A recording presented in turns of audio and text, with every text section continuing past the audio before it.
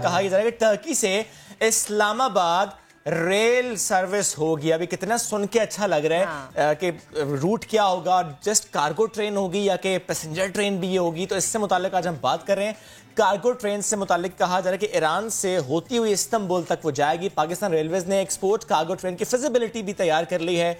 3 मुल्की निसे मुल्की export cargo train से पाकिस्तान की ईरान और टर्की से तजारत में कई गुना इजाफा होगा। इस्लामाबाद से चलने वाली कार्गो ट्रेन 6,500 किलोमीटर का फासला 13 डेज में तय करेगी, इस्तांबुल पहुंच जाएगी। और पहले ये फासला अगर समंदर के जरिए हम इसे कंपेयर करें तो 45 डेज में होता है। वजीर रेलवे इस वक्त आजम स्वाति साहब हमें ज्वाइन कर रहे हैं, उनसे बात करेंगे। आजम स्वाति साहब, गुड मॉर्निंग, कैसे हैं आप?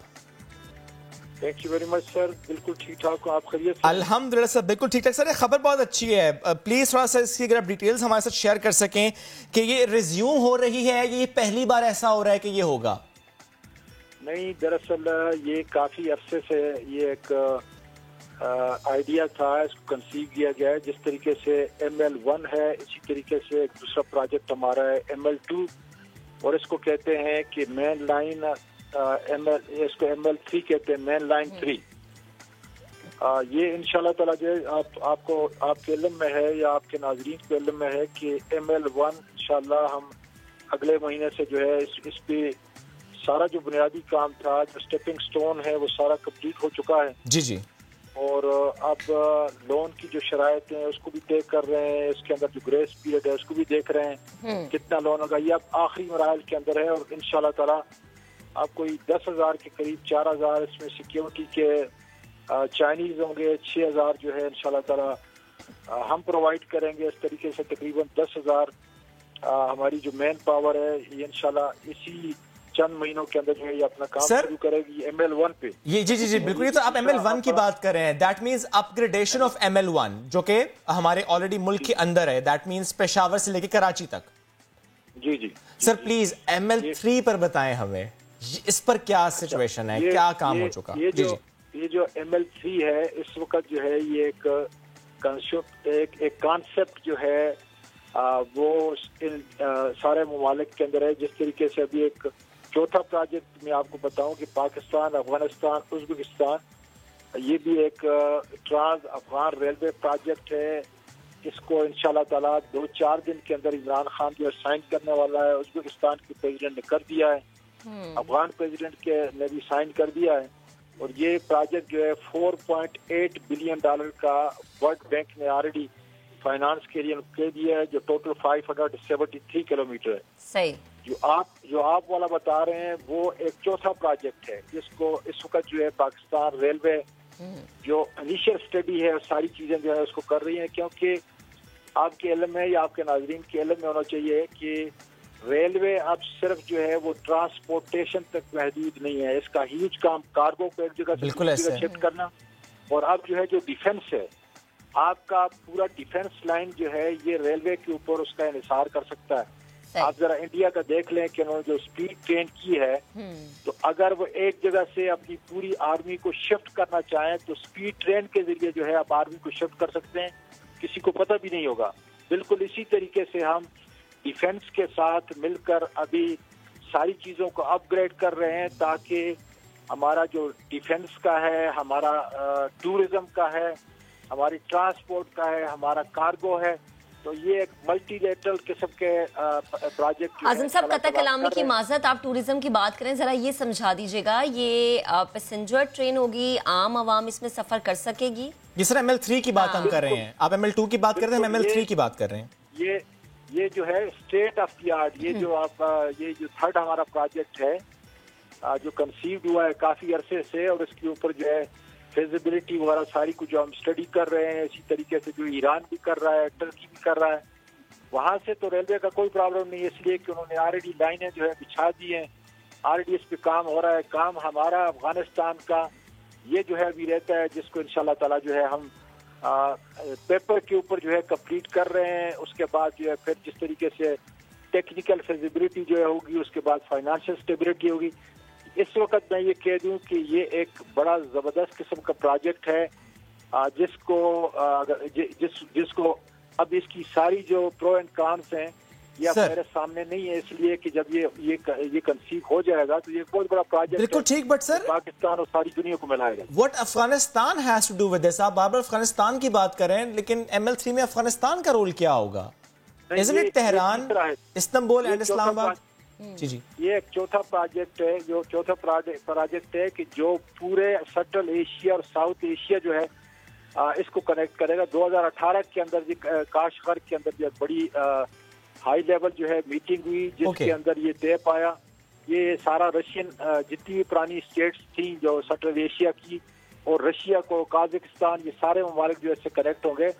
मेरा ये ख्याल है कि हो सकता है, क्योंकि इसके लिए ऑलरेडी वर्ल्ड बैंक ने जो है 4.8 बिलियन की रजामंदगी कर दी है। तो मेरा ये ख्याल है कि हमारे ये जो मैंने आपको बता रहा कि थर्ड एक्सटेंडेड रेल रोड, ये जो प्रोग्राम था, हो सकता है कि ये जो प्रोग्राम है ये उससे पहले हो जाए, इसलिए कि उज़्बेकिस्तान और अफगानिस्तान जो है इसको बड़ा पुश कर रहे हैं। इसलिए उन्होंने कहा है कि आइंदा 3 या 4 दिन के अंदर अंदर जो है इमरान खान जो है उसको साइन करे।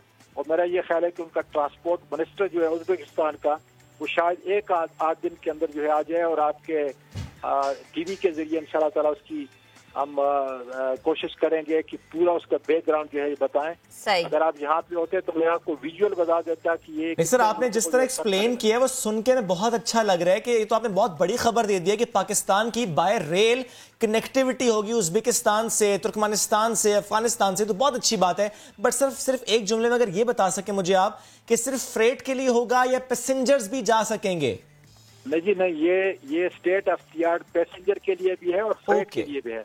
ग्रेट। देखिए आजकल जो है ये सारी चीजें एक जगह पे होती हैं कि आपका इससे डिफेंस का भी बहुत बड़ा ताल्लुक है। बिल्कुल ठीक है। ये कह रहा हूँ कि अगर आपने बिग लॉजिस्टिक सपोर्ट है करना है तो आप यही एक ट्रांसपोर्टेशन का तरीका है। बिल्कुल, और यकीनन ये फिर हमारी मईशत के लिए भी बहुत बड़ा सहारा है। आजम सवाती साहब, बेहद शुक्रिया आपका। आप गुफ्तगू कर रहे थे, जो डिटेल थी वो हम तक पहुंचा रहे थे। बच्ची की यतीम तालिबा महम रहमान को तालीम से अब कोई नहीं रोक सकता।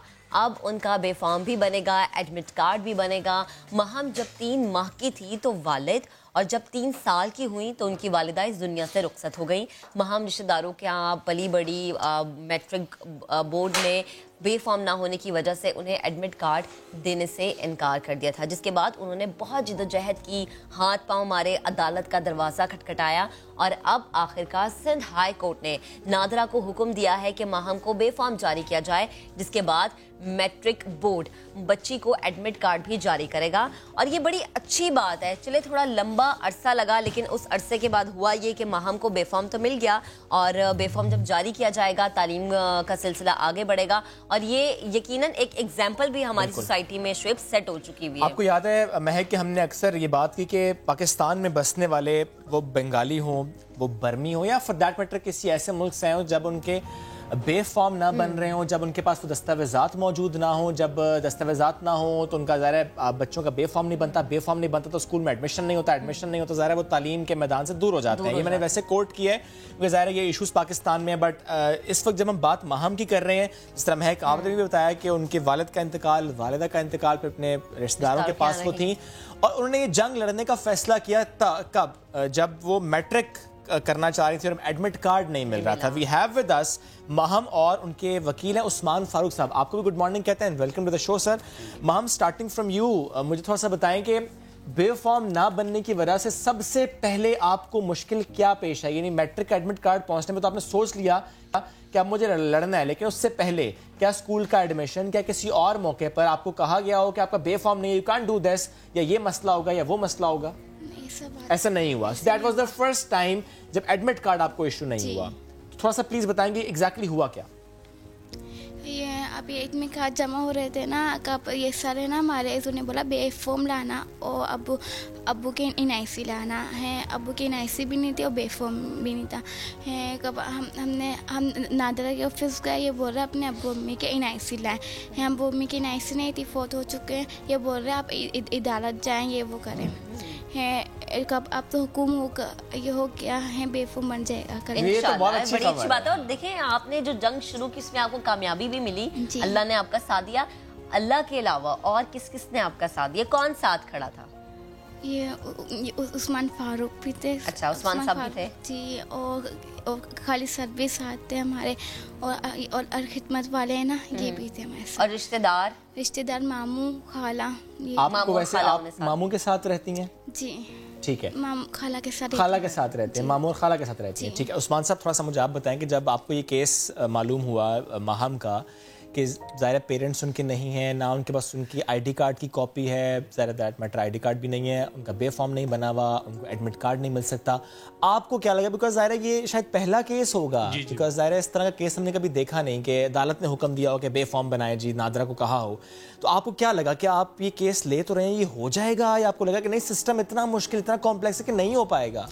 आपकी बात दुरुस्त है और मैं आपका शुक्रिया भी अदा करना चाहता हूँ इस हवाले से भी कि समा ने ज़ाहिर है कि इस पूरे मैटर को देखा भी, और लोगों को मतलब नादरा को ने भी शायद एनालाइज किया इस बात को, और वो बहुत सारी चीज़ों में बेहतरी लाने की कोशिश भी कर रहे हैं। लेकिन जाहिर है कि उसमें वक्त लगता है, तवालत इख्तियार करती हैं बहुत सारी चीज़ें, और कानून साजी होने में भी, जिस तरह आपने अभी शुरू में भी बताया कि 1971 के अंदर जब बांग्लादेश का हादसा हुआ और फिर 3 मई 1974 में जो है उसको मतलब वो अलहदा हो गया और पाकिस्तान ने उसको एक्सेप्ट किया, तो उसके बाद भी जो बिहारी वहां से है उनके भी बहरहाल एक मसाले, ये तो एक अलग हमारा मौजू है। टॉपिक बेशक अलग है, लेकिन ये बहुत इंपॉर्टेंट है, क्योंकि जाहिर है ये मैंने पहले भी कहा, मैं दोबारा से कहता हूं कि अगर उनके डॉक्यूमेंट्स मौजूद ना हो, डॉक्यूमेंट ना हो, आगे जब बच्चे हों, पाकिस्तान में पैदा हो रहे हैं, सालों से पाकिस्तान में जो लोग रह रहे हैं, उनके अगर आईडी कार्ड ना बन रहे हों, बच्चों के बे फॉर्म ना बन रहे हो, बच्चे स्कूल नहीं जा सकते, बच्चों का एडमिशन नहीं होगा, जब तालीम ही नहीं मिलेगी तो वो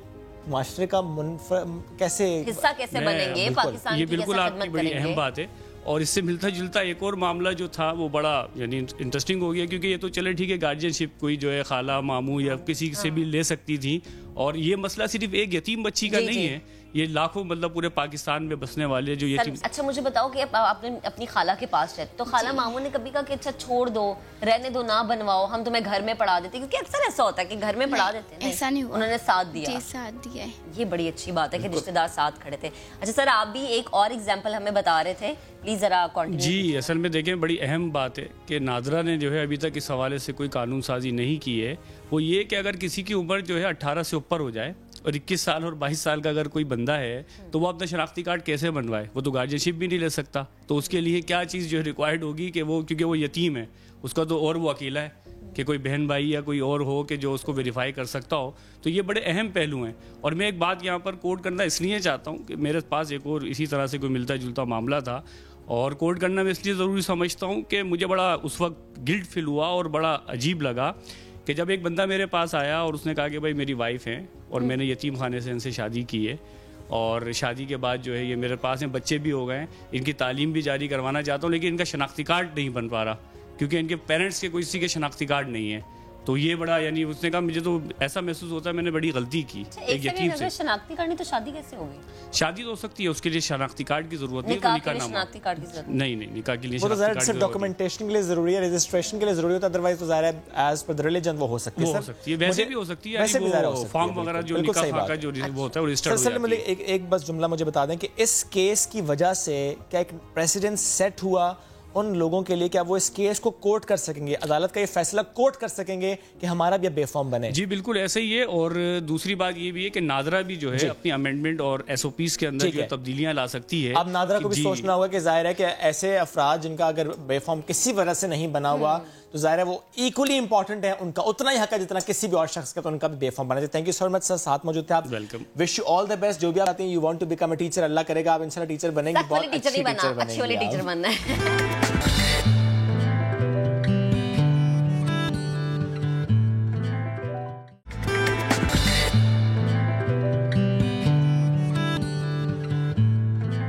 रोज सईद गनी साहब ने, वजीर तालीम सिंध है, उन्होंने कहा है कि लगता नहीं है हालात को देखकर कि जनवरी में स्कूल्स खुल सकते हैं। 11 जनवरी को स्कूल्स खुलने थे, लेकिन अब ये लगता है कि स्कूल्स नहीं खुलेंगे। वजीर तालीम सिंध सईद गनी साहब ने कहा है कि इन हालात से बिल्कुल नहीं लग रहा कि वो इस पोजीशन में है कि ऐसा कोई फैसला लिया जा सके कि स्कूल्स अब खुलने हैं। इस बार बच्चों को बगैर इम्तिहान के प्रमोट नहीं किया जाएगा, इस पर बार बार जोर दिया जा रहा है कि इस बार ऐसा नहीं होगा। कोरोना के बायस बहुत नुकसान हो गया, जब स्कूल्स खोलेंगे तो सब कुछ बदलना पड़ेगा, सिस्टम नया आएगा। हो सकता है तो करिकुलम को मजीद कम किया जाए, हो सकता है सेशन को बढ़ाया जाए, हो सकता है इम्तिहान मुख्तलिफ हों, क्योंकि एक ये भी बहस हो रही है ज़्यादा, जिससे मुतालिक खबर ये भी है कि कहा यह जा रहा है कि 9th और 10th के जो एग्ज़ाम्स हैं वो सिर्फ MCQs पे मुश्तमिल होंगे। ये मैंने बात तो कर दी है, लेकिन अभी इस पर डिसीजन होना बाकी है। एनीवेज, सैयद गनी साहब ने इससे मुतालिक क्या कहा है, स्कूल्स खुलने से मुतालिक, आपको सुनवाते हैं। है कि हमारे स्कूल्स खुलते कब हैं, उससे पहले तो हम कोई चीज़ नहीं कह सकते। अभी तो हम अगर प्लान करेंगे भी कि जी हमने लेट से जनवरी में जो बात हो रही थी, मुझे तो नहीं लगता कि जनवरी में स्कूल खुल सकते हैं। तो अगर ये जितना आगे जाएगा और जैसे स्कूल खुलेंगे उसके बाद बैठ के हमें सारा पूरा रीडिज़ाइन करना पड़ेगा अपना एकेडमिक प्लान और सारे का सारा।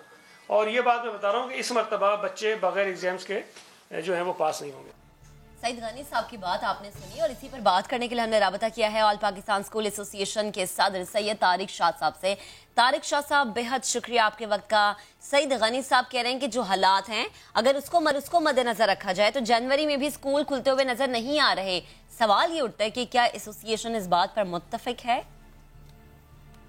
जी जनाब, बहुत शुक्रिया। देखें, मैं आपको एक बताऊं, देखिए एक तो बात बिल्कुल ठीक है कि विदाउट एग्जाम्स तो इस बार बच्चों को पास नहीं किया जाना चाहिए और किया भी नहीं जा सकता, क्योंकि लास्ट टाइम भी विदाउट एग्जाम्स पास किया गया। इस बार तो कोई प्रेसिडेंट हमारे पास है ही नहीं जिसके बेसिस पे हम उनको पास कर सकें।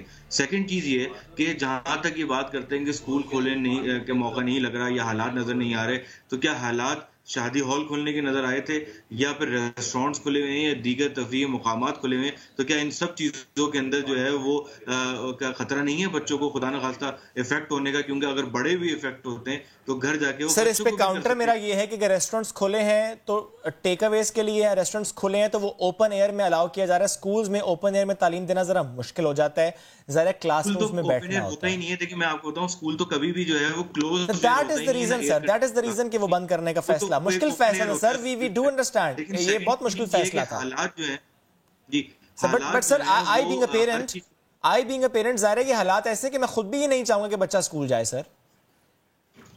देखिए मैं आपको बताऊं, बिल्कुल कुछ पेरेंट का कंसर्न है जिसको हमने बहुत अच्छी तरीके से उनको सेटिस्फाई किया कि वही स्कूल वो था जहां SOPs को बहुत बेहतर और अच्छे तरीके से फॉलो करवाया गया। बाकी जगहों पे आप देखें वहां तो मास्क भी अभी भी नहीं पहने जा रहे। अच्छा। तो ये तो एक अलमिया है कि तालीम को प्रायोरिटी गवर्नमेंट ने हमेशा नहीं दी और अभी भी नहीं दे रहे कि स्कूल बंद रखेंगे। कब तक बंद रखेंगे? आपको देखें कोरोना के अंदर शुरू में भी ये कहा गया था कोरोना के साथ अपनी जिंदगी गुजारनी है, लेकिन एहतियाती तदबीर के साथ। तो जब एहतियाती तदबीर परमानेंटली स्कूल्स कर चुका था तो फिर स्कूल बंद करने का कोई जवाब नहीं था। ऑल्टरनेट डेज में बच्चे आ रहे थे, बहुत ही प्रिकॉशंस के साथ बच्चे स्कूल आ रहे थे। तो अब तो बिल्कुल ही खुले छोड़ दिए, तालीम से बिल्कुल ही बच्चे दूर हो गए। घर में बैठ के और ऑनलाइन करके हमने ये एक्सपीरियंस कर लिया कि ऑनलाइन में बच्चे नहीं पढ़ सकते। तालीमी नुकसान बेतहाशा बच्चों का हो चुका है, लर्निंग आउटकम्स पूरे नहीं हो रहे।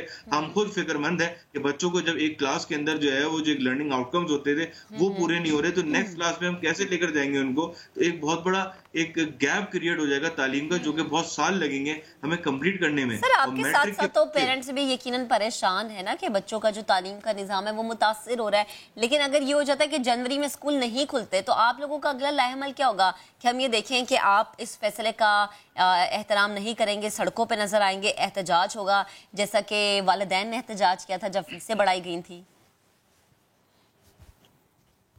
देखिए बिल्कुल मैं आपको बताऊं, देखिए एहतजाज तो शायद बहुत ही फाइनल एक स्टेज होगा, एक लास्ट रिजॉर्ट होगा, लेकिन उससे पहले हमारी कोशिश ये होगी कि हम गवर्नमेंट को कन्विंस करें, क्योंकि तालीमी इदारे हैं, हम असातिज़ा को रोड्स पे लाना नहीं चाहेंगे, क्योंकि ये एक इनकी इज्जत पामाल होगी रोडों पे आने में। और आपको पता है जो भी असातिज़ा रोड पर आता है गवर्नमेंट उनको क्या हाल करती है, बनी गाला में सबने देख लिया था। तो अब ये हमारी कोशिश ये है कि गवर्नमेंट को प्रॉपर्ली कन्विंस किया जाए, चाहे जितनी भी हायर अथॉरिटीज हो उस पर हम अप्रोच करेंगे। लेकिन हमारी गवर्नमेंट से आज भी यही रिक्वेस्ट है कि तालीमी इदारों को बहाल किया जाए। सर क्या मीटिंग्स हो रही हैं? क्या आपके एसोसिएशंस को बुलाया जाता है? सर क्या मीटिंग्स हो रही हैं? इस फैसले से मुतालिक आपको ऑन बोर्ड लिया जा रहा है? बिल्कुल, मैं आपसे इसी पॉइंट पे मैं आने वाला था कि NCOC हो गया या इंटर प्रोविंशियल मिनिस्टर्स की कॉन्फ्रेंस हो गई, वहां स्टेक होल्डर्स को ऑन बोर्ड नहीं लिया जाता, ना ही कोई प्राइवेट स्कूल की एसोसिएशन से किसी को ऑन बोर्ड लिया जाता। रिस्पेक्टिव मिनिस्टर से बात होनी चाहिए आपकी, not in NCOC, not in inter provincial ministers. आपकी रिस्पेक्टिव मिनिस्टर से बात होनी चाहिए। क्या वो हो रही है? सईद गनी साहब से बात हुई है? देखिए सईद गनी साहब से जो है वो बात बिल्कुल हुई है, लेकिन अभी रिसेंटली मेरी नहीं हुई जो इन्होंने स्टांस चेंज किया, वरना ये स्टांस सिंध गवर्नमेंट का तो ये था कि अभी भी स्कूल ऑनलाइन जारी है और 11 से बहाल हो जाएंगे, जो हमारी लास्ट बात हुई। सर मुझे अब एक बात और बता दें, चेंज होता नजर आ रहा है। सर मुझे ये भी बता दें कि पहले ये कहा गया था कि सर्दियों की छुट्टियां नहीं होंगी, सिंध हुकूमत ने भी कहा था सर्दियों की छुट्टियां नहीं होंगी। सर कराची में इवन इन सिंध सर्दियों की छुट्टियां तो हुई हैं सर। बिल्कुल, मैं आपको दिखाऊं, जो छुट्टियां हुई हैं वो इस वेदर कंडीशन को देखते हुए, क्योंकि कराची में इतना कोल्ड वेदर जो है बहुत कम आता है, तो ये कोल्ड वेव चल रही है, इसके अंदर बच्चों को एक टेम्परेरी 1 वीक या 1.5 वीक का जो है वो एक गैप दिया गया ताकि सर बच्चे जो है विंटर वेकेशंस वहां पर होती हैं जहां बच्चों ने फिजिकली स्कूल में जाना होता है। बच्चा घर में रजाई में दुबक कर ऑनलाइन पढ़ रहा है, उसका क्या ताल्लुक है विंटर वेकेशन से सर? उसका क्या ताल्लुक है सर्दी से सर?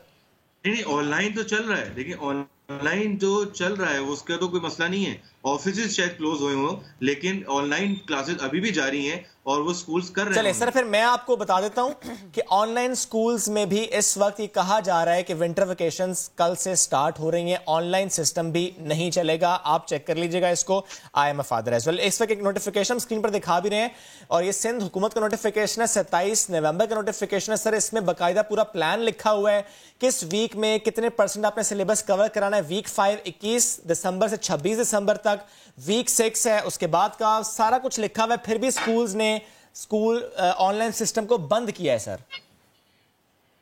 मैं इसको बिल्कुल देख लूंगा, क्योंकि मेजॉरिटी जहां तक मेरे पास न्यूज है कि ऑनलाइन चल रहा है। सही है। एक बात सर लास्ट में ये बता दें कि इस वक्त क्योंकि इस नोटिफिकेशन में ये लिखा हुआ है कि स्कूल वाले स्टूडेंट्स को हफ्ते में 1 दिन बुला सकते हैं, वो स्कूल जहां पर ऑनलाइन निजाम तालीम नहीं पॉसिबल। सर कराची में कितने फीसद स्कूल में इस वक्त बच्चे स्कूलों में जा रहे हैं? देखिए, मैं तो आपको ये बताऊंगा कि तकरीबन कराची की अगर खाली बिलखुसूस बात की जाए तो 50% बच्चे वंस इन अ वीक जा रहे होंगे, बल्कि इससे ज्यादा जा रहे होंगे, क्योंकि इंटरनेट और ऑनलाइन की सहूलियात ना भी हो तो मुश्किलात बहुत हैं ऑनलाइन में, तो वो स्कूल फेवर कर रहे हैं उन पेरेंट्स का कि वंस इन अ वीक बच्चों को बुला रहे हैं। यानी कराची में 50% स्कूल बच्चों को हफ्ते में 1 दफा बुला रहे हैं।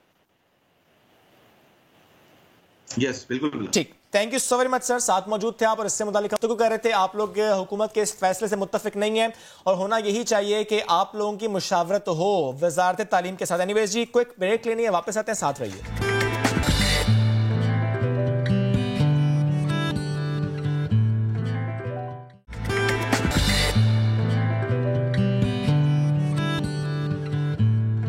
Welcome back. हर फन मौला एक कहावत है और ऐसे ही एक हर फन मौला आज है हमारे बड़े प्यारे से मेहमान। डायरेक्टर भी हैं, राइटर भी हैं, एक्टर भी हैं और मज़ाह इनका कोई सानी नहीं है। हमें याद है वो तमाम कमर्शियल्स जो इन्होंने बनाए, क्योंकि सालों तक उन कमर्शियल्स को कोई भूल नहीं पाया और वैसा कमर्शियल कोई बना नहीं पाया। अब कोविड के दौरान लोगों को हंसाने के लिए नए नए वीडियोस उनकी तरफ से जनाब आ रहे हैं। बात हम किसकी कर रहे हैं? One and only Faisal Qureshi जनाब हमारे साथ मौजूद भी है। अस्सलाम वालेकुम फैसल, गुड मॉर्निंग, कैसे हैं आप? और आप जब वीडियो बात करते हैं, जब वीडियो चैट कर रहे होते हैं तो सबको खामोश करा देते हैं और बस आप बोलते रहते हैं धर धर धर धर धर। दूसरा भी बोलने की कोशिश करता है लेकिन आप बोलने नहीं देते।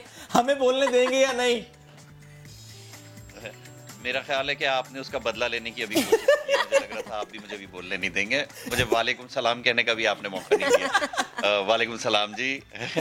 और बिल्कुल हमने कैंपेन एक की है, लेकिन उस कैंपेन में ज़रूरी नहीं हंसाने, मकसद हंसाना नहीं था, मकसद लोगों की आंखें खोलना था और उनको एहसास दिलाना था कि ये मामला सीरियस है और इस पे बेसिकली मैसेज देना था कि इसको किस तरह हम अपना बचाव कर सकते हैं।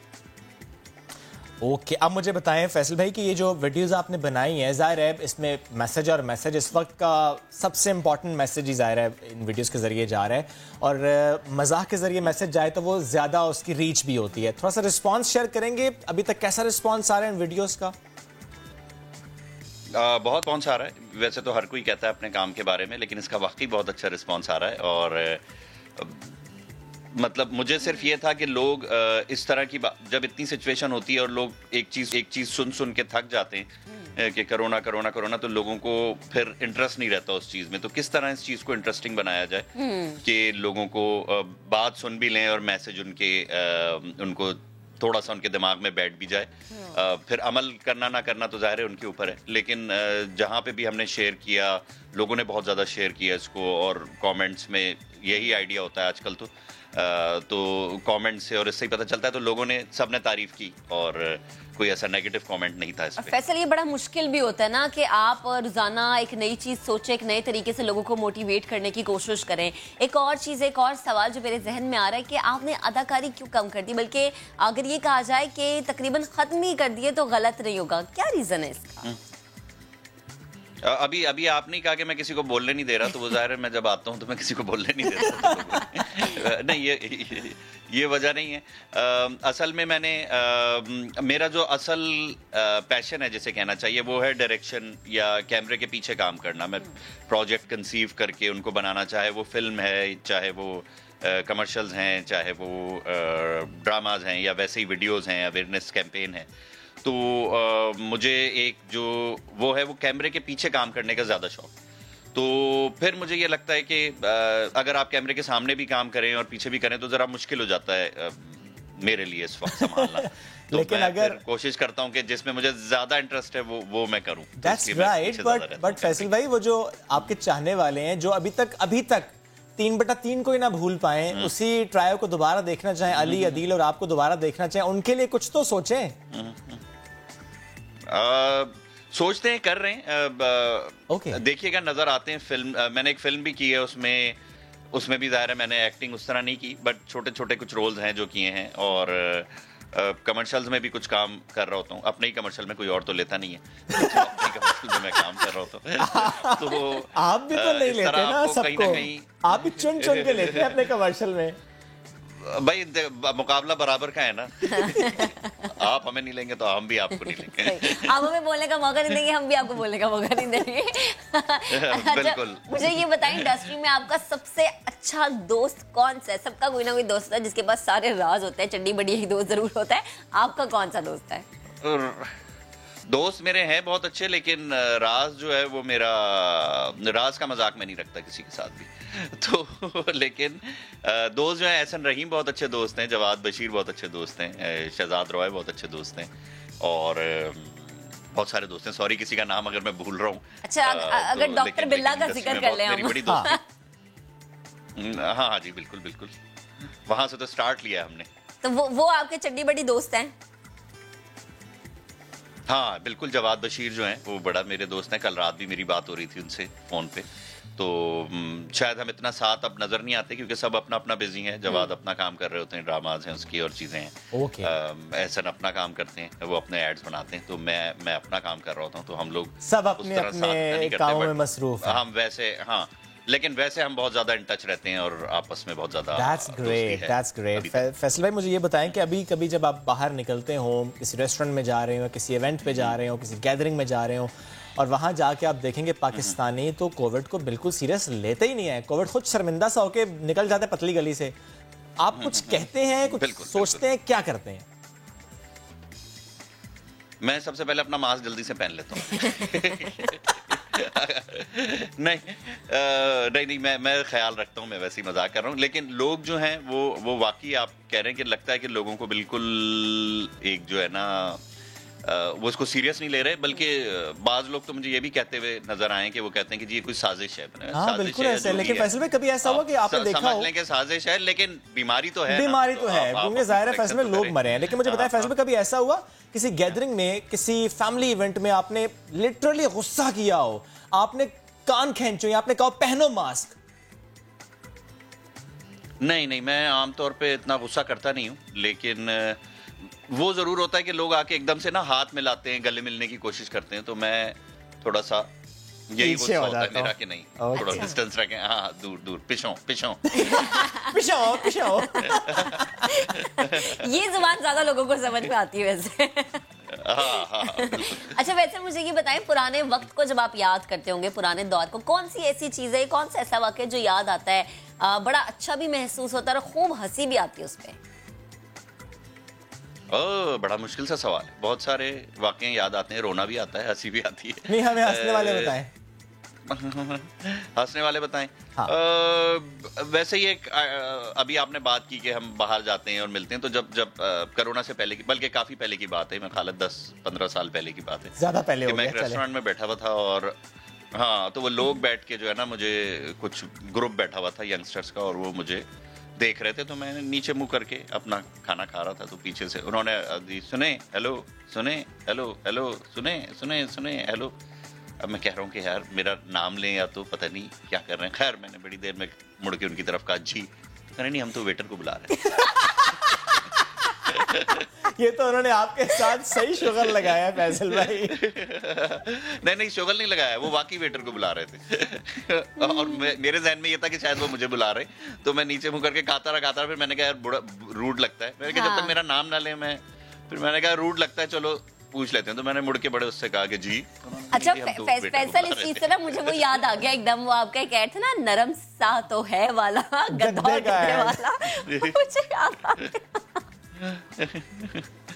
नरम सा तो है जी, बड़ी मशहूर हुई थी लाइन। हाँ, जब उसको हमने देखा तो मतलब तभी हंस के हम तो वो हुए थे, लेकिन जब आपने वो एक्ट किया या जब वो रोल आपने प्ले किया, तो यकीनन आपको पहले सुन के स्क्रिप्ट पढ़ के हंसी तो आई होगी कि भैया ये क्या है। हाँ जी, बस हाँ आई थी, लगा था कि मजेदार है, बल्कि लोग भी उधर हंस रहे थे क्योंकि वो बड़ा मजेदार, बल्कि वो मेरे मजेदार तरीन कैरेक्टर्स में से है जो मैंने एक्टिंग में किए हैं, तो वो मुझे बड़ा मजेदार लगता था। वो कैरेक्टर के वो खामोश सा खड़ा हुआ एक आदमी और ज्यादा बोल नहीं रहा, तो वो बड़ा मेरा फेवरेट कैरेक्टर है। ओके, अभी अगर ऐसा कोई ऐड बनाना पड़े आपको कोविड के माहौल को देखते हुए, तो कोई ऐसी पंचिंग लाइन जो आपके माइंड में हो कि अच्छा इस लाइन से हम कोविड का पैगाम ऐड के थ्रू दे सकते हैं? पंचिंग लाइन नहीं, पंच मारने का दिल करता है अगर कोई अमल ना करे तो। लेकिन चले वो तो आप नहीं मार सकते ना, कुछ पैगाम ही दे सकते हैं हम। हाँ ये नहीं मार, पैगाम दे सकते हैं बिल्कुल।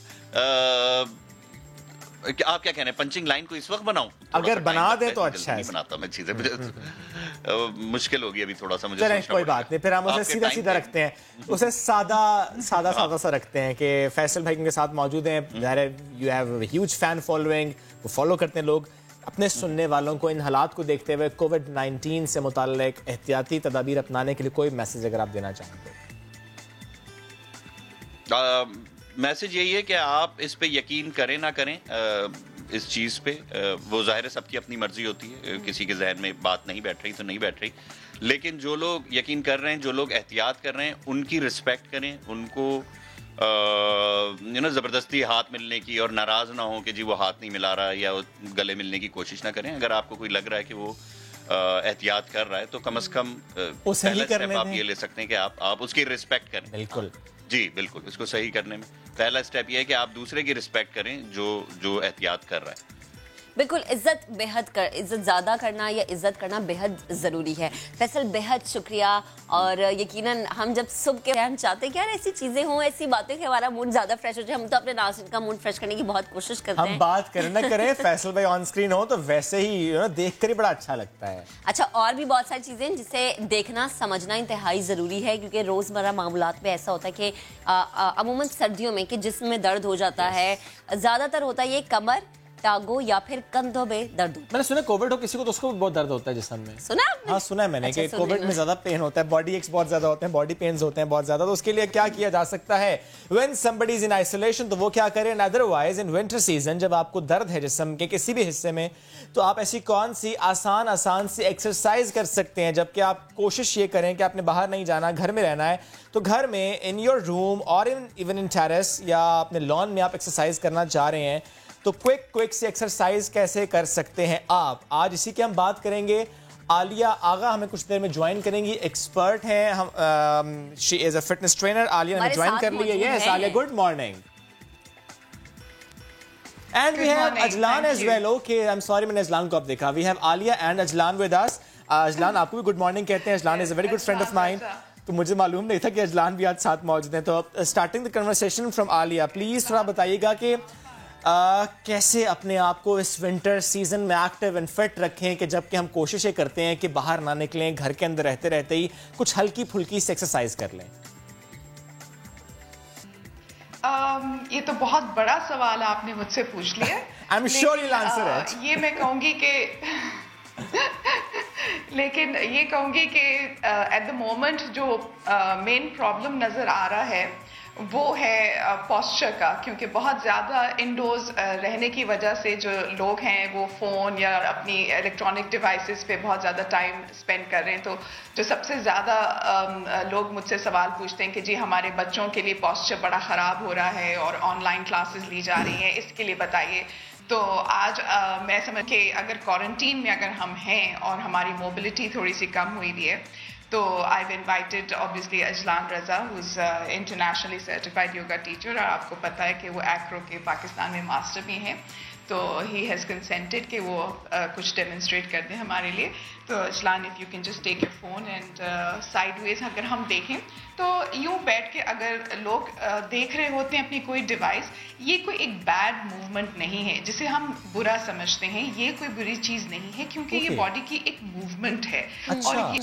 और ये एक्चुअली स्पाइन जी, और लेकिन अगर आप इसमें ज्यादा देर रहेंगे तो तकलीफ हो जाएगी। तो वो जो आलिया कहते हैं टेक्स्ट नेक, बैक स्ट्रेट, आलिया वो जो टेक्स्ट नेक कहते हैं कि जब आप बहुत ज्यादा फोन यूज करते हैं तो टेक्स्ट नेक पेन, ये वही नहीं होती हो जाती है इससे? मैं वही बताना ओके प्लीज मैं वही बताना चाह रही हूँ। इफ यू और अगर आप इस पोजीशन में रहेंगे जो बिल्कुल स्ट्रेट बैक है, जिसमें रीढ़ की हड्डी बिल्कुल सही महसूस हो रही है कि बिल्कुल ठीक है, तो इसमें भी बहुत ज्यादा रहने से भी तकलीफ हो जाती है। जिस चीज का मैं बताना चाह रही हूँ, ये दोनों मूवमेंट्स जो हैं ये हमारी स्पाइन के लिए नेक बहुत जरूरी है, ये भी मूवमेंट जरूरी है और थोड़ा सा राउंड होना भी जरूरी है। तो अगर हम इस मूवमेंट को दोनों को कंबाइन कर लें, यानी जो आपका फोन है, फोन को साइड पे रख दें, दोनों हाथ अपने थाइस पे ले आइए और इसी मूवमेंट को राउंड करें, बैक को और सीधा कर लें, बैक करें, राउंड करें और फिर दोबारा से सीधा कर लीजिए।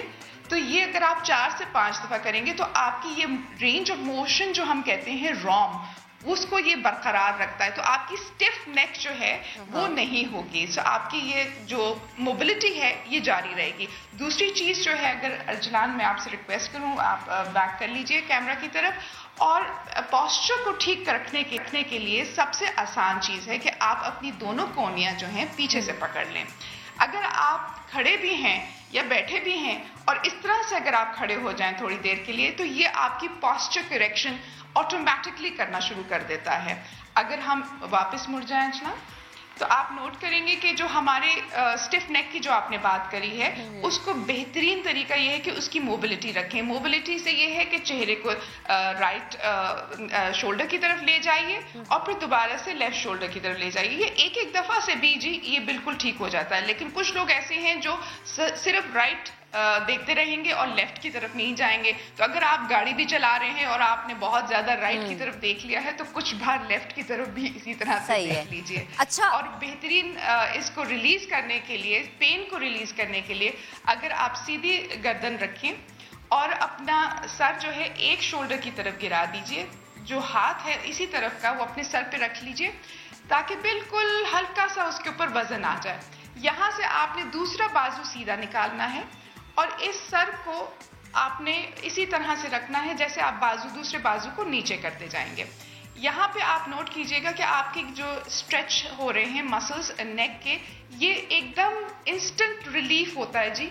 और इसी तरह से आप दूसरी साइड करेंगे, ये इंस्टेंट रिलीफ इस तरह से होता है कि यहाँ पे हमारे लिम्फ नोड्स हैं और ये लिम्फेटिक फ्लूइड इंस्टेंटली जो है वो निकल जाता है। So these are one of the most ways of keeping your upper back and your neck in mobility. और ये कोई चीज अभी के लिए हमारे लिए नई आई है, ये हमेशा से एक ऑक्यूपेशनल प्रॉब्लम रहती है। जो लोग हैं फॉर एग्जांपल मेकअप आर्टिस्ट होते हैं, उनमें ये बहुत ज्यादा प्रॉब्लम पाई जाती है, या फिर जो डेंटिस्ट होते हैं, क्योंकि वो अपना सर झुका के काम करते हैं। अगर आप थोड़ा सा मुड़ जाइए जी, तो अगर ये सर झुकाया जाए, तो सर झुकाने में आप देखेंगे कि हमारा जो सर है वो 6 से 8 किलो का होता है, और ये छोटी सी रीढ़ की हड्डी है जो इस सर को उठा के रखती है। तो जाहिर बात है कोई भी चीज हो, अगर हम इतनी देर उठा के रखें तो उसमें तकलीफ आएगी। तो बेहतर तो यही है कि आप इसे मोबिलिटी यानी नीचे भी करना सीखें और ऊपर भी करना सीखें और साइडवेज भी करना। अच्छा, एक और चीज है, सर्दियों में अमूमन ये देखा जाता है कि आपके कंधों में बहुत दर्द होती है, या तो तो एक कंधे में दर्द हो जाती है या फिर गर्दन के पिछले हिस्से में, और घर में लोग जो मौजूद है वो ये कहते हैं कि सर्दी लगी है, ठंड की वजह से ऐसा है, आप लोग कवर नहीं कर रहे, गर्म नहीं रख रहे इस जगह को, इसलिए शायद दर्द हो रहा है। तो इसके क्या नुकसान होते हैं और ये किस वजह से होती है दर्द? देखिए, एक्सपोजर तो है, और ये यूनानी उसमें भी तरीके में आपको पता है कि ये हमारा ट्रेडिशनल तरीका भी है कि एक्सपोजर मसल को ज़ाहिरी बात है नुकसान पहुंचा सकता है। एक हरारत है जो मेंटेन करती है बॉडी, और अगर आप देखें कि बहुत ज़्यादा ठंड हो जाए तो कपकपी आनी शुरू हो जाती है। वो मसल्स जो हैं ऑटोमेटिकली उस हरारत को बरकरार करने के लिए वो खुद ब खुद हिलने लग जाते हैं। ठीक है जी, लेकिन अगर आप उसे कितना आप उसको कॉन्स्टेंटली इस तरह से फॉर्म रखेंगे बॉडी को, तो ऊपर से कपड़े, मलबूसात वगैरह पहनने ज़रूरी हैं। और नेक जो है, आम तौर पे आज अजलान ने भी कोई अपने नेक को कवर नहीं किया हुआ, नेक की भी मसल्स इसी क्योंकि आलिया अजलान से मुतालिक मैं तो ये कहता हूँ कि अजलान के जिस्म में हड्डियां कोई नहीं है, जितनी फ्लेक्सिबिलिटी अजलान में है लगता है कोई बोन्स नहीं है जी। माशाल्लाह जी बिल्कुल। चले, अल्लाह सबको फिट रखे।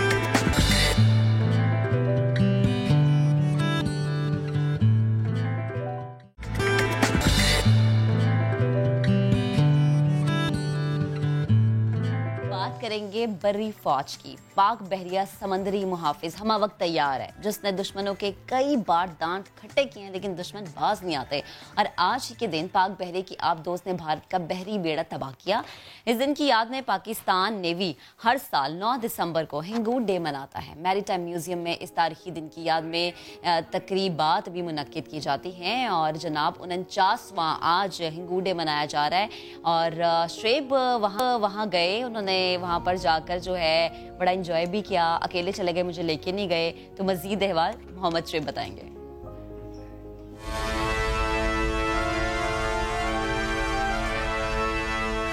समंदर के गहराइयों में जहां अंधेरा है, खामोशी है, लेकिन वहां पर भी हम दिफा के लिए हर वक्त तैयार रहते हैं। पाकिस्तान नेवी हमारी दिफा में हर कदम आगे है। 1971 की जंग की याद ताज़ा करते हैं, और हम जिक्र करेंगे PNSMS 131 का, जिसने दुश्मन पर हैबत तारी की, नाकों चने चबवाए। वर्ल्ड वॉर 2 के बाद ये पहला मौका था कि किसी सबमरीन ने दुश्मन के जंगी जहाज के बेड़े को तबाह किया, बर्बाद किया, दुश्मन को रुस्वा किया।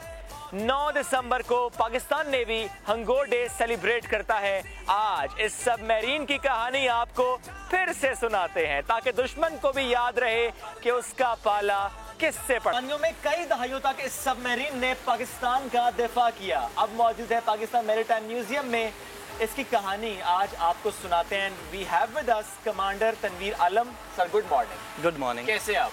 बिल्कुल ठीक ठाक करिए सर। मुझे थोड़ा सा बताएं इस PNS हंगोर से मुताल्लिक, क्योंकि जाहिर है मैंने भी इंटरव्यू में भी कहा कि वर्ल्ड वॉर 2 के बाद ये पहला मौका था कि सबमरीन ने जंगी जहाजी बेड़े को तबाह किया था। सबमरीन हंगोर का न सिर्फ पाकिस्तान नेवी की हिस्ट्री में एक बड़ा आला मकाम है, बल्कि दुनिया की नेवी में भी इसने एक अपने रोल को बड़ा अहसन तरीके से प्ले किया है। जिसमें जब 1971 में जब जंग अपने उरूज पर थी, तो उस वक्त कराची पर भी और पाकिस्तान की जो पोर्ट है यहाँ पर, उसके ऊपर दुश्मन के हमले जारी थे।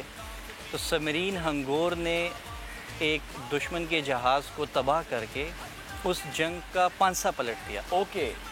और दुश्मन जो कि बड़े मुसलसल हमले कर रहा था हमारे ऊपर, इस शिकस्त ने उसके इस एक शिप के तबाह होने से, जिसमें 18 ऑफिसर्स और 176 सेलर्स जो अपने अंजाम तक पहुँचे, उसके बाद उसमें मज़ीद हिम्मत ना हुई कि वो हमारी तरफ मैली आंख से देख सके।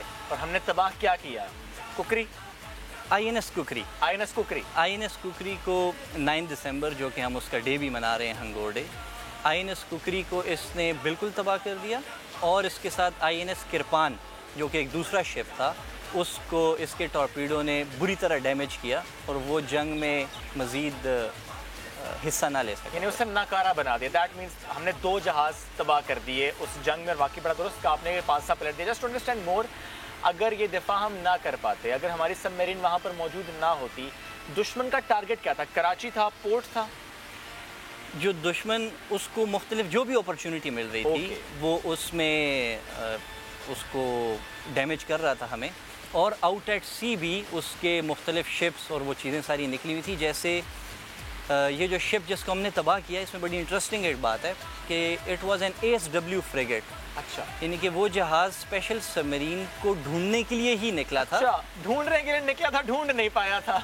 बिल्कुल ऐसा ही है, हमें ढूंढने निकला था, लेकिन हंगोर के जो हमारे ऑफिसर और सेलर जिन्होंने अपनी इतनी कुर्बानियाँ दी, तो उस वक्त उन्होंने इसी जहाज़ को जो कि हमें ढूंढने निकला था उसको ढूंढकर निशाना बना दिया। ठीक सर, 1971 की जंग में क्या कोई चैलेंज था इस सबमरीन के लिए उस वक्त में? डेफिनेटली सबमरीन जब भी डिप्लॉय होती है एनिमी वाटर्स में, तो उसको सबसे बड़ा ख़तरा यही होता है कि उसे कोई डिटेक्ट ना कर पाए, बिकॉज सबमरीन की जो स्ट्रेंथ है वो स्टेल्थ में है, यानी कि ये किसी से डिटेक्ट नहीं हो पाती। तो उस वक्त स्पेशली जब ये अटैक हमने कर दिया, तो उस अटैक के बाद बिकॉज अब सबमरीन ने अपनी पोजीशन डिस्क्लोज़ कर दी थी, यानी कि डिटेक्ट हो गई थी, तो उसके बाद स्पेशल एक चैलेंज था सबमरीन को, जो कि खैरियत से अपनी पोर्ट में वापस आना था, और वो उसने कुछ स्पेशल मेजर्स लिए जो कि उस वजह से वो वापस आ गई। अच्छा, ये स्पेशल मेजर्स पे मैं ज़रूर चाहूँगा कमेंट कीजिएगा, बिकॉज ज़ाहिर है दुश्मन का जहाज़ गरकाब करना, अब सबमरीन डिटेक्ट तो हो चुकी है। अपनी हिफाजत को यकीनी कैसे बनाया, ऐसे कौन से स्टेप्स लिए गए कि फिर हिफाजत यकीनी रही? बिल्कुल, बड़ा पर्टिनेंट क्वेश्चन है। इसमें इनफैक्ट ये हुआ कि जो कमांडिंग ऑफिसर थे उस वक्त के, उनकी स्ट्रेटजी मैं कहूँगा कि वो इतनी बेहतरीन थी और वो हिकमत अमली उन्होंने इतनी अच्छी की कि जनरली दुश्मन या कोई भी शख्स उसने यही सोचना था कि एक सबमरीन ने अगर मेरे शिप को डिस्ट्रॉय कर दिया है, so now she is heading back towards her home port, यानी कि उसने कराची वापस आना है, और उसके रास्ते में फिर उसने जो वापसी का रास्ता है उसी पे सर्च करनी है और उसको ढूंढने की कोशिश करनी है। जबकि कमांडिंग ऑफिसर ने यह फैसला किया कि बजाय इसके मैं वापस जाऊं, उसने मज़ीद दुश्मन की लैंड की तरफ रुख किया, ओके, और उसी तरफ अपना सफ़र जारी रखा और फिर उन पानियों में छुप कर अपनी हिफाजत को यकीनी बनाया। दुश्मन को फिर आपने समझ ले बहुत ही परेशान कर दिया कि ये किया क्या है हमारे साथ। सर, मुझे एक बात और बताइएगा कि ज़रा ये मुमकिन नहीं है कि जब दुश्मन हमला करे उस वक्त हम डिप्लॉय करें सबमरीन को, may it be war time और peace time, we have to deploy submarine, इसकी अपनी सिग्निफिकेंस है। तो मुझे थोड़ा सा बताएं कि स्ट्रेटेजिक इंपॉर्टेंस क्या है कि सबमरीन प्लेस होना और मुख्तलिफ स्पॉट्स पर प्लेस होना, ताकि अपना दिफा को हम फिर मजबूत बनाएं, यकीनी बनाएं? जी बिल्कुल, इनफैक्ट सबमरीन की जो डिप्लॉयमेंट है वो बहुत क्रिटिकल होती है, और इसमें एक और इम्पॉर्टेंट चीज़ ये कि वो एन जंग के मौका पे आप डिप्लॉय नहीं करते, उससे काफ़ी पहले जब कोई सिचुएशन डेवलप हो रही होती है उस वक्त आपने उसकी डिप्लॉयमेंट करनी होती है। और जनरल अगर पीस टाइम डिप्लॉयमेंट्स की बात देख लें तो उसमें फिर इम्पॉर्टेंट चीज़ ये है कि अगर आपने डिप्लॉय कर दिया तो उसके बाद उसको डिटेक्शन से बचाना है, जो कि इंडिया के केस में जब उनकी स्कॉर्पियन क्लास सबमरीन जो कि हमारे पानियों में आई थी और उसको हमारे एविएशन ने डिटेक्ट कर लिया था। बिल्कुल, तो जो डिफरेंट सबमरीन्स हैं जब वो किसी एनिमी वाटर्स में डिप्लॉय होती हैं तो उसमें मेन ख़तरा उनके लिए यही होता है कि वो डिटेक्ट ना हो पाएँ।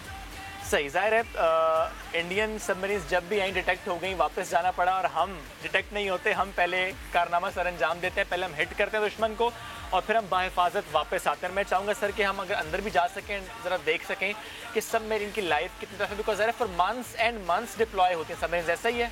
श्योर, तो चलें फिर सर अंदर, चलें।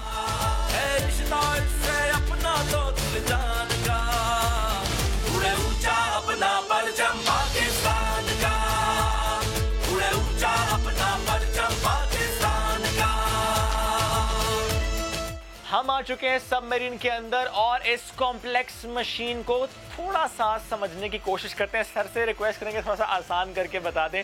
सर, मुझे बताएं कि सबमरीन से मुताल्लिक कि हम कहते हैं कि सबमरीन वो मशीन है जो सुनती तो है लेकिन बोलती नहीं है। जब बोलती है तब जब बहुत ज़रूरी होता है, क्योंकि बोलेगी तो पकड़ी जाएगी, डिटेक्ट हो जाएगी। Is that true? हाँ, बिल्कुल सही कहा आपने। सबमरीन जो है उसकी कम्युनिकेशन जो हेडक्वार्टर से सबमरीन को आ रही होती है वो वन वे कम्युनिकेशन होती है, जिसको सबमरीन जस्ट रिसीव कर रही होती है। ओके, उस रिसेप्शन में कोई इशू इसलिए नहीं है बिकॉज सबमरीन डिटेक्ट नहीं हो रही। ओके, लेकिन जहाँ तक बात है ट्रांसमिशन की, सही, तो बिल्कुल सही कहा आपने। सबमरीन सिर्फ तब ट्रांसमिट करती है अपने मैसेजेस जबकि उसको बहुत अशद कोई ज़रूरत हो, या उसने कोई बहुत इंपॉर्टेंट मैसेज आगे अपने हेडक्वार्टर को जो है बताना हो। सही। फॉर एग्जांपल अगर हम इसी इवेंट की बात कर लें, यानी 1971 की जंग की बात कर लें, जिस वक्त इस सबमरीन को ये मालूम हुआ, जब इस सबमरीन ने सुन लिया इनफैक्ट कि दुश्मन का जहाज करीब है, दुश्मन करीब है, क्या ये वही एरिया है जहाँ पर मालूम हुआ? तो ये अभी हम उस ऑपरेशंस रूम के अंदर हैं। आप इधर देख सकते हैं, ये वो सोनार था जिसको सबमरीन के ईयर्स कहा जाता है। ओके, सबमरीन के कान। एग्जैक्टली। ओके। तो यहाँ पे फर्स्ट टाइम जो ऑपरेटर बैठा था उसने इन्फॉर्म किया कमांड टीम को, कमांड को इनफैक्ट, कि एक वॉरशिप जो है वो इसने डिटेक्ट किया है और इसको उसकी आवाज़ सुनाई दी है। ओके। और फिर उसने अकॉर्डिंगली वो बताया और फिर वो सारा प्रोसीजर हुआ और उस वॉरशिप को एंगेजमेंट का प्लान बना। ठीक, यानी वो प्लान फिर यहाँ पे इस वक्त हम देख भी सकते हैं, एक मैप है बेसिकली जिस पर लिखा हुआ है सर के 6:50 पे हिट हुआ। एग्जैक्टली से 6:50 से उसने डिटेक्शन स्टार्ट की। ओके। और नेक्स्ट फिर 10-15 मिनट के अंदर उसने जो है वो शिप को एंगेज कर लिया। 6:50 पे detection and with in few minutes engage and hit. Exactly. जबरदस्त। हिट कहाँ से हुआ वहाँ पर सर हमें लेकर जाएंगे कि जहाँ पर टॉर्पीडो है? टॉर्पीडो कंपार्टमेंट है।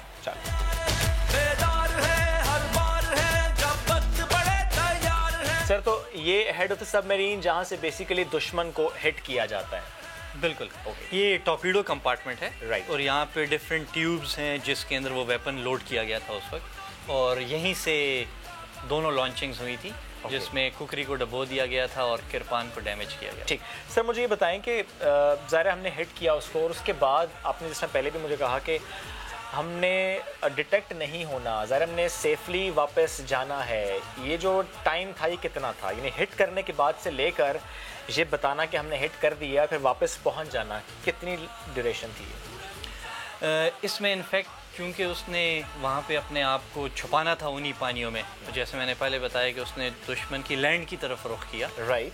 तो वहाँ पे रहने के बाद 2 से 3 दिन उसने वहाँ पर गुजारे और फिर सेफली जो है मज़ीद चंद दिन लेके वो फिर वापस कराची पहुँची थी। माहौल क्या होगा उस वक्त सबमरीन में, प्लीज़ मुझे बताइए। बिल्कुल एग्जैक्टली। इसमें जो कमांडिंग ऑफिसर है उनसे भी हमारी बाद में भी मुलाकातें हुई हैं और उन्होंने ख़ुद भी बताया है और बुक्स में भी ये लिखा हुआ है कि जैसे ही वो शिप हिट हुआ और सोनार ऑपरेटर ने बताया कि टॉर्पीडो ने शिप को हिट कर दिया है, तो नारे तकबीर की सदा बुलंद हुई थी जिसकी आवाज़ से सबमरीन गूंज उठी थी। Thank you so very much sir, साथ मौजूद थे आप और इसकी कहानी आज हमने वो फिर से सुनी, याद फिर से ताज़ा की। नारे तकबीर, अल्लाह अकबर, इसकी सदा जब भी फ़ज़ा में बुलंद होती है और वो जंग का माहौल होता है, एक नया वलवला, एक नया जोश रूह में फूंक देता है ये नारा। हम अपने ज़र्रे ज़र्रे की हिफाजत करने के लिए हर वक्त तैयार रहते हैं। हम जो चैन से सोते हैं, हम जो चैन का सांस, सुख का सांस लेते हैं, क्यों? क्योंकि ये वर्दी सोती नहीं, ये वर्दी जागी रहती है हर जगह पर, पानियों में भी, फ़ज़ाओं में भी, लैंड पर भी।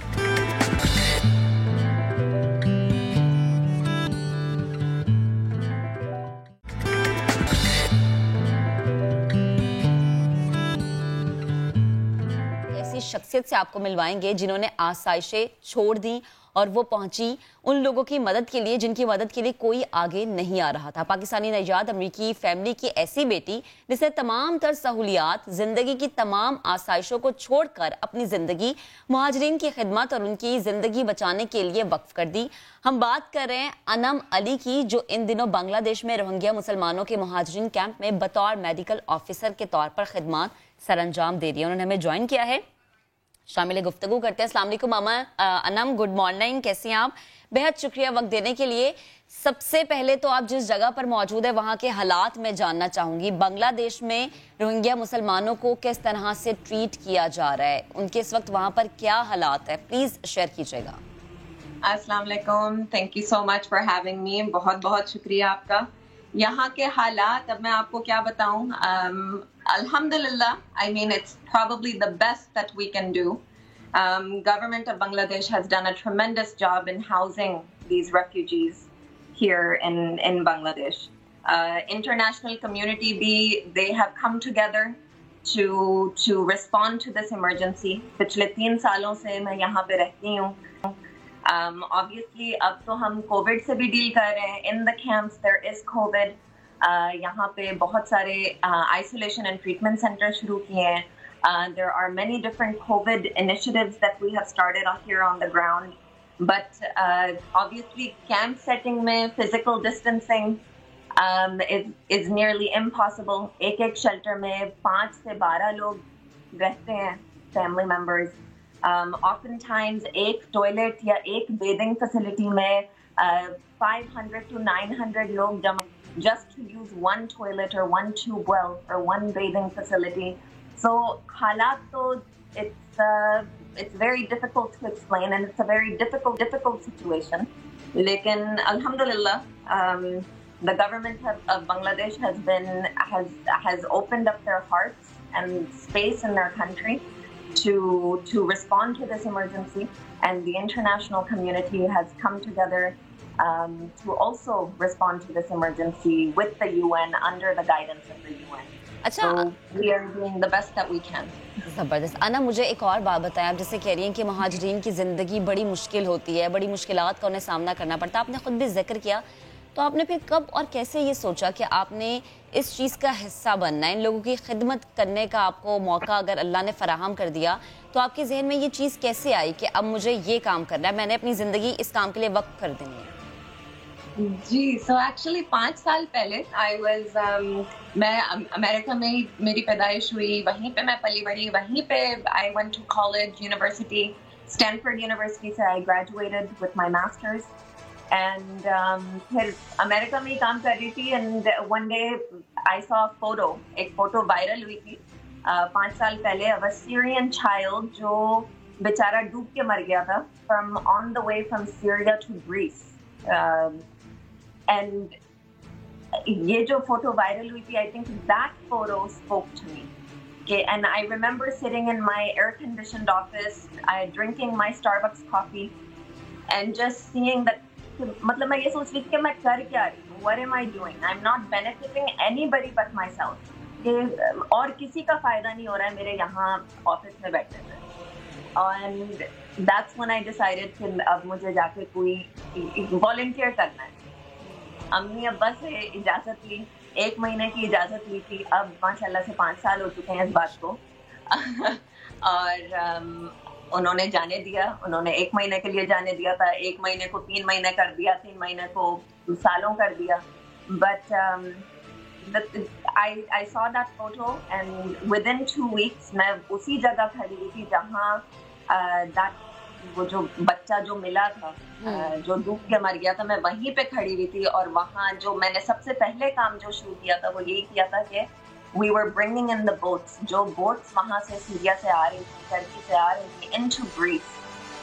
वहाँ पे I was bringing in those boats, identifying emergency cases, कौन से beneficiaries, कौन से patient अस्पताल ट्रांसफर करने हैं, किनको ट्रांजिट यूनिट में भेजना है to get registered as refugees, and that is how I started. From there, वहाँ से I responded to emergencies in Greece, in Syria, in Lebanon, in Turkey, and now माशाल्लाह से in Bangladesh. पिछले 3 सालों से मैं बांग्लादेश. तो अनम, मुझे ये बताएं कि तमाम तर सफर में कौन-कौन सी ऐसी मुश्किलात थी जिनका सामना आपको करना पड़ा? मुश्किलात तो बहुत ही ज़्यादा थी, and I don't want to get into the details of that because आपके रोंगटे खड़े हो जाएंगे, and that's not what I'm here to do. The challenges were tremendous. Even now the challenges are tremendous. I mean, just hearing stories, ये कहानियाँ सुनना from के bum blast की कहानियाँ सुनना, how families were escaping. Even here जो इन लोगों के साथ हादसे हुए हैं in Myanmar, रखाइन स्टेट में, और जब ये लोग यहाँ आए हैं 2017 में, इन लोगों के साथ क्या क्या हुआ है, it's very difficult to talk about. But and I think the spin that we can take on it is how we can help them, how we can respond to this emergency, and what can we do now. The challenges and everything that we are facing. Obviously, me on a day-to-day basis, I am facing tremendous challenges. Number one, being a Pakistani American in Bangladesh, it's extremely challenging. मुझे रोजाना सवाल आते हैं कि आप पाकिस्तानी हैं, अच्छा आप पाकिस्तानी यहाँ काम कर रही हैं. It's very difficult to face that. And I always respond कि I'm American Pakistani, but still, you know, there is that animosity still to this day. अच्छा अनम, मैं लास्ट में एक चीज़ आपसे पूछना चाहूँगी, जैसे कि आपने कहा कि जो यहाँ के लोग हैं उनके लिए भी बड़ी मुश्किलात है, तो रोहिंग्या मुसलमानों की हालत को बेहतर करने के लिए हमारे प्लेटफॉर्म से बैनुल अक़वामी ताकतों को अगर कोई आप पैगाम देना चाहें कि जो सोए हुए लोग हैं, जो कि अलम बरदार तो बने रहते हैं लेकिन कुछ अमलन काम नहीं करते, तो उनके लिए अगर कोई मैसेज आप देना चाहें? The message होगा पाकिस्तान यूथ के लिए, मैसेज होगा for the healthcare workers of Pakistan, message होगा that to do something different. I'm here to open your eyes that there is a world outside of your world. There is a world outside of the world that we create for ourselves. जो छोटी सी दुनिया हमने बनाई हुई है अपने लिए कि सिर्फ डॉक्टर या इंजीनियर बनना है, उस दुनिया के बाहर भी एक बहुत बड़ी दुनिया है और बहुत मजा आता है ये काम करके. And if anybody ever wanted to, I want to be here for that Pakistani individual, for that youth, कि I can help you reach this kind of work अगर आप ये काम करना चाहते हैं. I think that would be my message. Thank you so much अनाम, thank you so much. और यकीनन इनकी खिदमत से बढ़ के और कोई काम नहीं होता. अगर आप डॉक्टर, इंजीनियर अपनी ज़िंदगी में किसी भी मकाम पर पहुंच गए हैं तो ये याद रखें कि आपने अपने लिए तो ये कर लिया लेकिन दूसरों के लिए क्या किया है, जिसके बारे हम कहते हैं कि आपके अगर हक हैं तो दूसरों के भी कुछ हक आप पर हैं, और वो यही है कि आप उनकी खिदमत करें.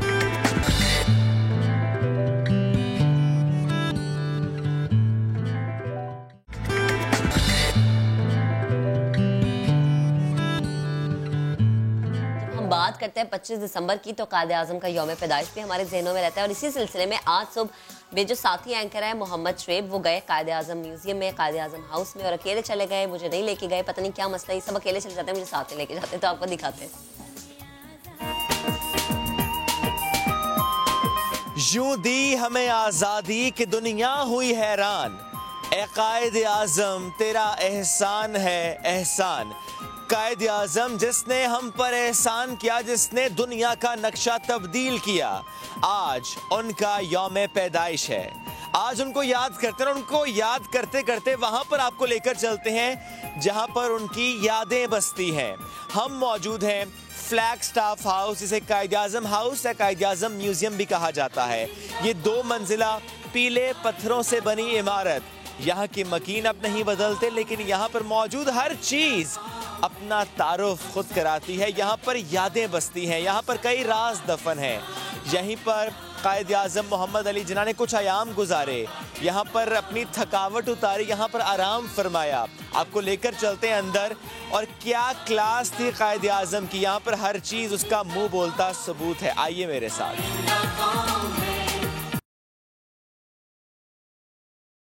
अगस्त 1943 डॉक्यूमेंट्स के तहत ये बताया जाता है कि कायदे आज़म मोहम्मद अली जिन्ना ने ये इमारत खरीदी थी. क्या मालूम था उस वक्त कि ठीक 5 साल बाद पाकिस्तान मौरज़े वजूद में आएगा.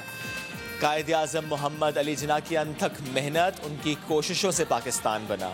और कायदे आज़म ने कहा था, there is no power on earth that can undo Pakistan. Pakistan रहती दुनिया तक कायम रहेगा इंशाअल्लाह. कायदे आज़म यहाँ पर आते थे, क़याम करते थे, और दिल्ली में जो उनका घर था उनका सारा सामान यहाँ पर मुंतकिल हुआ. वो सामान भी आपको दिखाएंगे. इसके साथ साथ उनकी हमशीरा मोहतरमा फ़ातिमा जिन्ना 1964 तक उन्होंने भी यहीं पर क़याम किया. लेकर चलते हैं आपको इस पीले पत्थरों वाली बिल्डिंग के अंदर.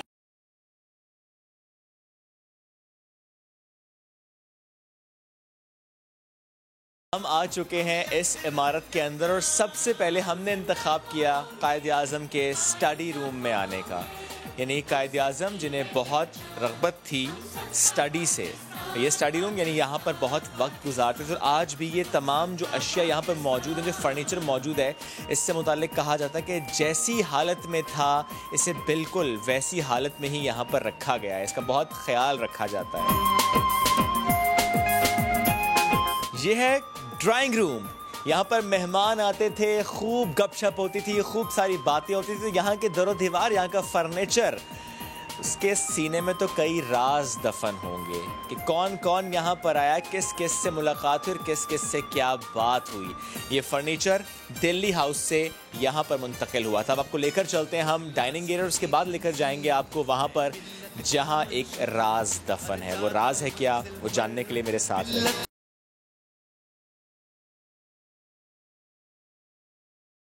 इंतहाई नफीस खूबसूरत क्रॉकरी जो कि यहाँ पर मौजूद है, ये चाइना से ली गई थी, ये जापान से ली गई थी। ये गोल्ड प्लेटेड क्रॉकरी है जो कायद आज़म के ज़ेरे इस्तेमाल रही। बड़े आराम से यहाँ पर एक क्रॉकरी रखी गई है और बड़ा ख्याल रखा जाता है इस क्रॉकरी का। और जाहिर है कायद आज़म के ज़ेरे इस्तेमाल जो भी चीज़ रही उसकी बहुत इम्पोर्टेंस है।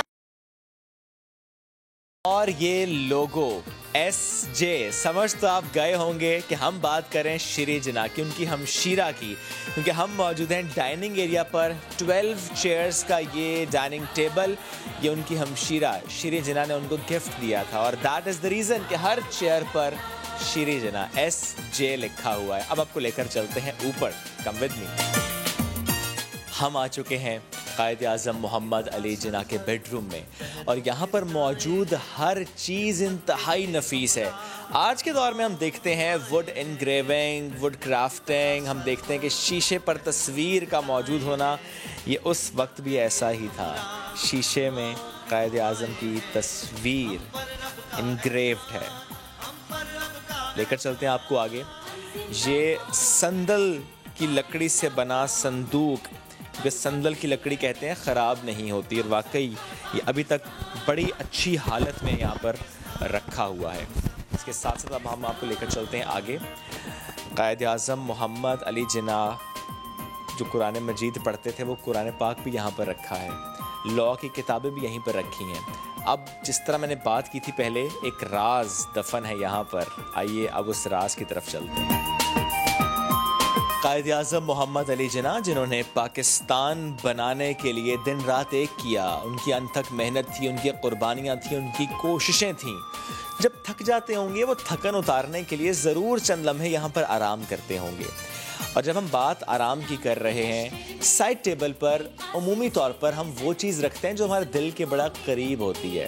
तो जनाब ये है वो राज, ये है रतन बाई की तस्वीर, कायद आज़म की अहलिया की तस्वीर, जो कि यहाँ साइड टेबल पर मौजूद है। छोटी सी ये तस्वीर है, लेकिन इसका यहाँ पर मौजूद होना ये बताता है कि कितना दिल से करीब रहीं, कितना दिल के पास रहीं, कितनी मोहब्बत थी उन्हें रतन बाई से, कि उनकी तस्वीर, वाहिद ये छोटी सी तस्वीर उनकी यहाँ पर साइड टेबल पर मौजूद है।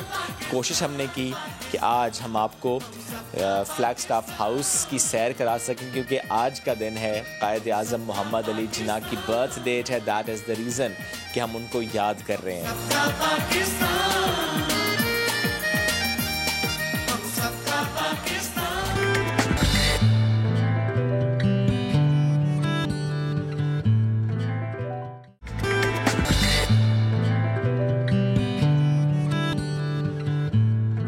करते हैं कराची की, जहां लूट मार की वारदातें आए रोज रिपोर्ट होती हैं। लूट मार एक आम सी बात यहां पर लगती है। यहां के हर शहरी से कभी ना कभी ऐसा कोई ना कोई वाकया जरूर रिपोर्ट हुआ होता है। लेकिन अगर हम बात करें कि अगर ट्रैफिक जैम हो जाए और उसमें स्ट्रीट क्राइम के बढ़ते वाकयात रिपोर्ट हो रहे हैं, तो तशवीश बढ़ जाती है, क्योंकि उसमें किसी के पास कोई और ऑप्शन नहीं रहती। बिकॉज अगर कोई स्टक हो जाए तो उसके बाद कुछ ऑप्शन रहती नहीं है।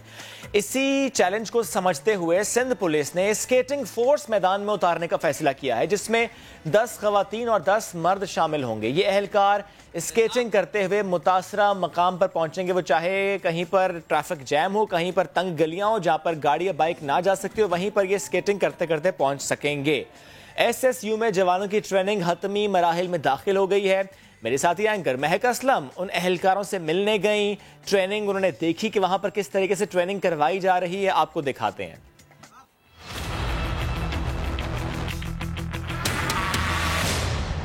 तो जनाब, कराची पाकिस्तान का सबसे बड़ा शहर है। यहाँ पर बहुत सारे मसले हैं। यहाँ पर बिजली ना होने का मसला है, साफ पानी नहीं मिलता, शहर का इंफ्रास्ट्रक्चर भी कुछ खासा बेहतर नहीं है। इसमें एक और मसला है ये कि जब आप सिग्नल्स पे खड़े होते हैं तो एक खौफ रहता है, छीना झपटी का खौफ रहता है, स्नैचिंग का खौफ रहता है। अब इसमें हमारे सिक्योरिटी इदारे आगे बढ़े और एक उन्होंने नई चीज़ मुतारिफ कराई। वो क्या है? स्केटिंग के थ्रू पकड़ना है मुल्जिमान को जो चोरी छीना झपटी में मुलव्विस होंगे, किसी का पर्स छीन के भाग रहे हैं, किसी का मोबाइल ले रहे हैं, उन्हें फौरन से गिरफ्तार किया जाएगा। अंदर चलते हैं, बात करते हैं क्या मुश्किलात थी, कैसे ये सोच आई, हमें कब अपने जो हैं वो नौजवान सड़कों पर नजर आएंगे मुल्जिमान को पकड़ते हुए। तो ये बहुत सारे सवाल हैं जो मेरे जहन में भी हैं, आपके जहन में भी हैं। तो आइए अंदर चलते हैं, बहुत सारे सवालात के जवाब जानते हैं।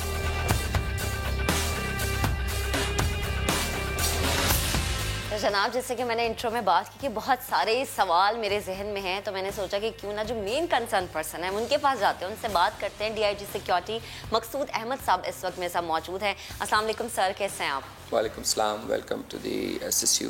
सर, बड़ा ज़बरदस्त इक़दाम, मैंने पाकिस्तान में आज तक इस तरह की कोई चीज़ नहीं देखी। जहन में ये सोच कैसे आई? देखें, जब हम ड्यूटी करते हैं पब्लिक के लिए तो जो नए चैलेंजेस आते हैं उसके हिसाब से हम अपने आप को तैयार करते हैं, अपने जवान को, अपनी टीम्स को।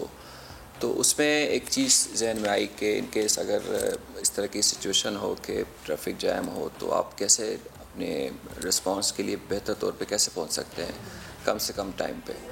तो एक मोटरसाइकिल स्क्वाड है कि आप उसको रखें, मगर अगर इन केस वो भी नहीं है तो लड़कों की इतनी ट्रेनिंग होनी चाहिए कि अगर ट्रैफिक जैम में फंस गए तो आगे अगर किसी को हेल्प की ज़रूरत है तो वहाँ पे स्केटिंग के थ्रू पहुँच सके। अच्छा, तो कितने हमारे ऐसे जवान अहलकार हैं जिन्होंने हिस्सा लिया?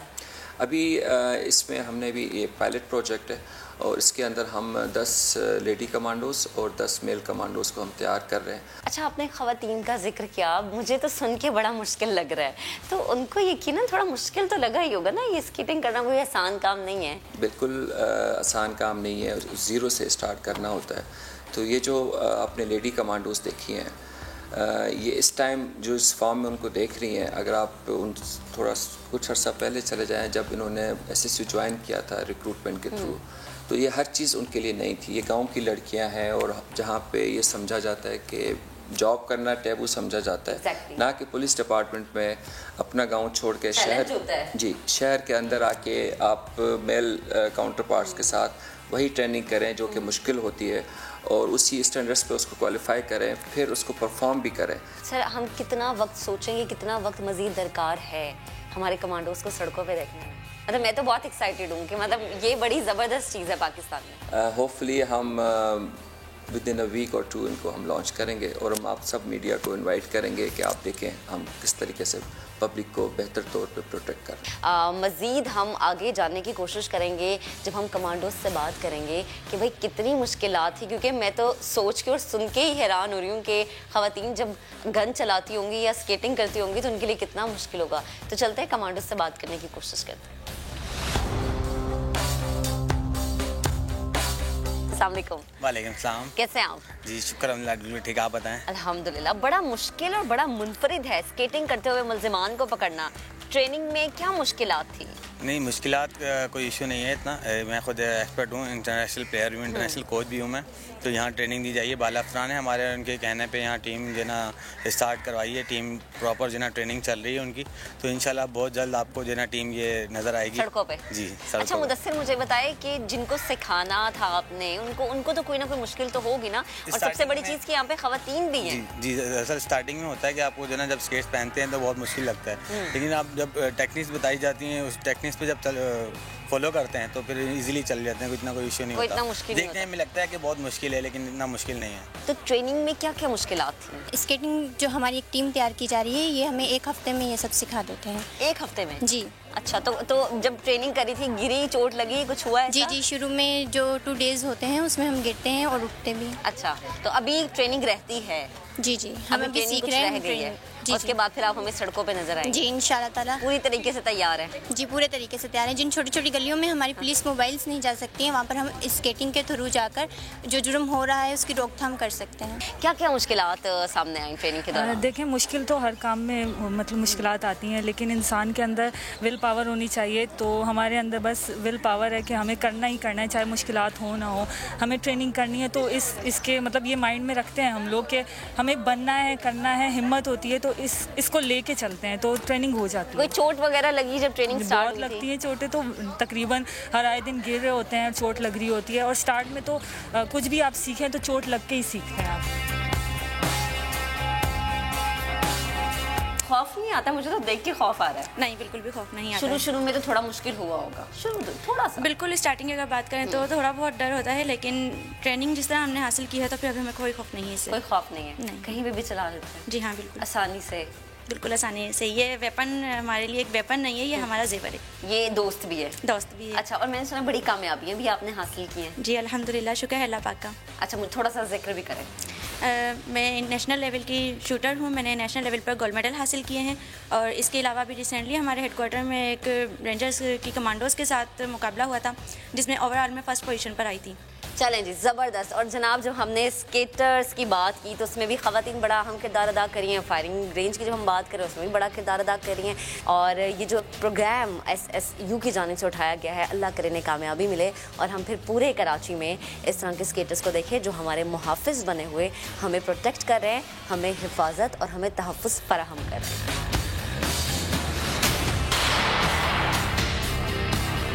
जनाब, ये मैंने गन पकड़ना तो सीख ली है और मैं चाह रही हूँ कि मैं प्रॉपर तरीके से एक दफ़ा खुद जो है वो मैं ट्राई कर लूँ। अच्छा, मैं ये भी पहन लेती हूँ। बड़े थोड़े से मुश्किल वाले इकदाम है, हम चूँकि ये करते नहीं हैं इससे थोड़ा मुश्किल लग रहा है। और ये है और ये थम आपका आगे हो जाएगा, ये ऐसे, ठीक है।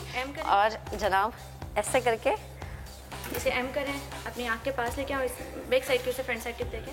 अब चला दो।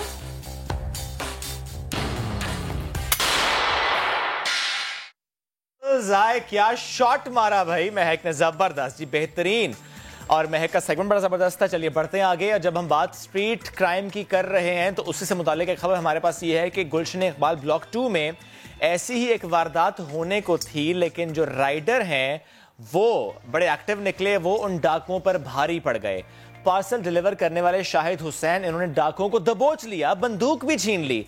इस छीना झपटी में हुआ ये कि गोली चलने से एक डाकू जख्मी हो गया, मजबूरन डाकुओं को भागना पड़ा। शाहिद हमारे साथ ही मौजूद हैं, हम उनसे बात भी करेंगे। शाहिद, गुड मॉर्निंग, कैसे हैं आप? लेकिन मैं ये चाह रही हूँ बात करने से पहले जरा मनाजिर चलिए ठीक है जी, पहले मनाजिर दिखाते हैं कि व्हाट एक्चुअली हैपेंड।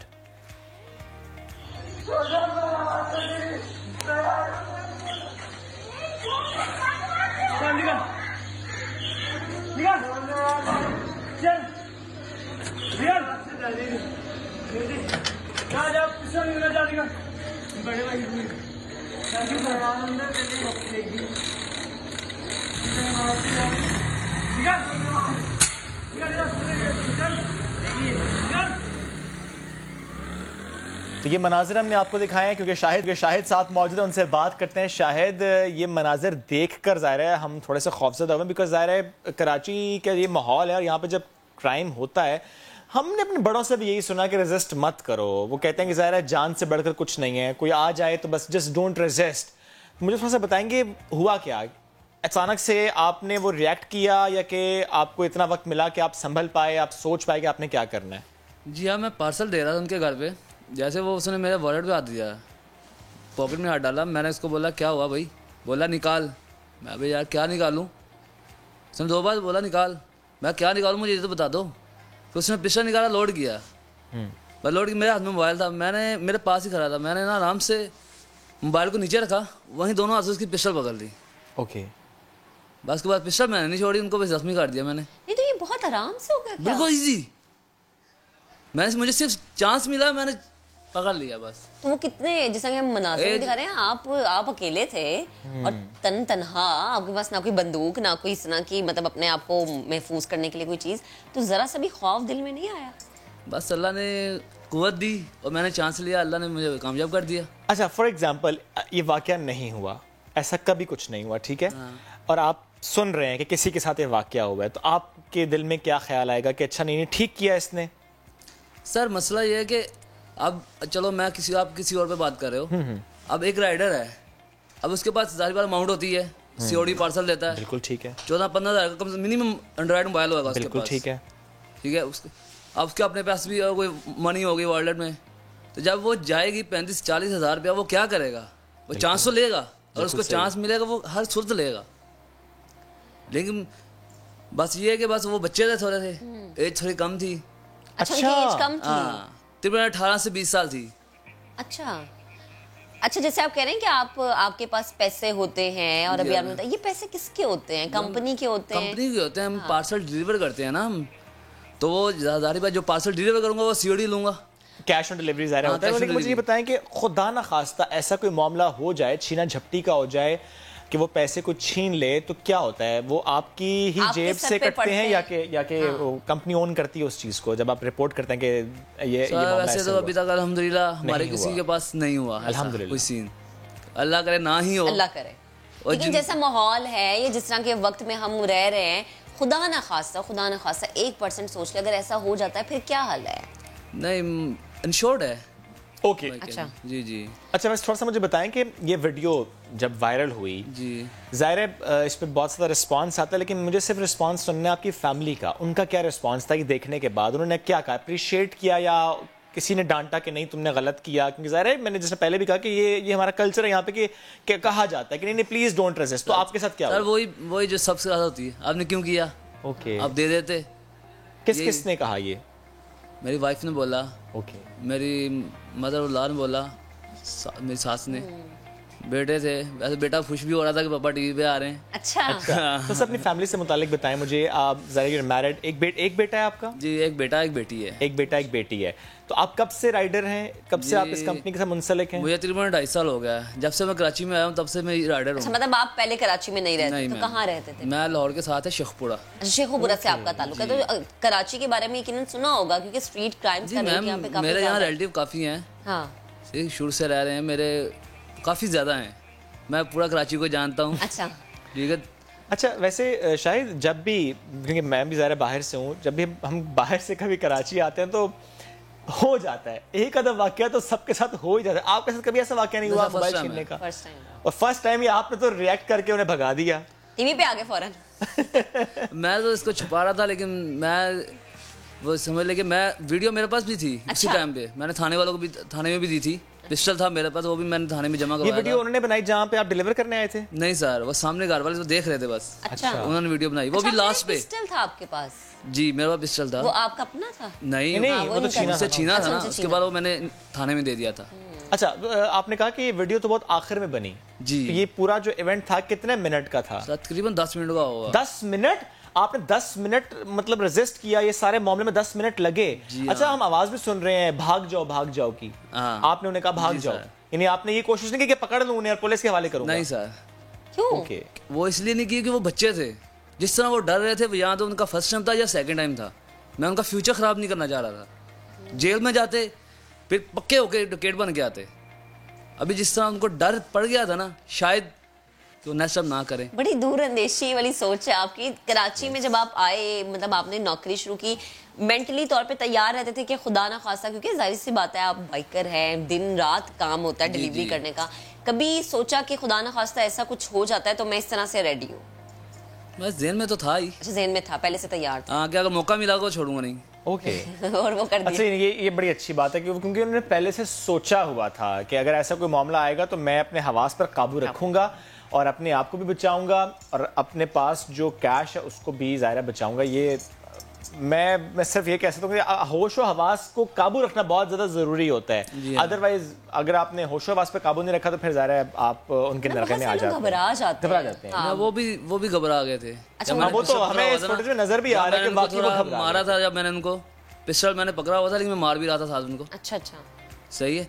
बस वो घबरा गए, मुझसे ये कह रहे थे हमें जाने दो, हम कुछ नहीं करते, लेकिन बस यही बस मेरे दिल में तरस आया। मैं कहा नहीं यार, इनका फ्यूचर, बच्चे हैं अभी। अच्छा वैसे मुझे ये बताएं शायद कि उसके बाद फिर आपने जब रिपोर्ट किया पुलिस स्टेशन में, तो आप पुलिस स्टेशन गए या आपने कॉल की पुलिस वहां पर आई? मैंने ही 15 को कॉल की थी। ओके। मैंने बुलाया था, मैं सर ये इशू है, मैंने वो चले गए और गन मेरे पास है।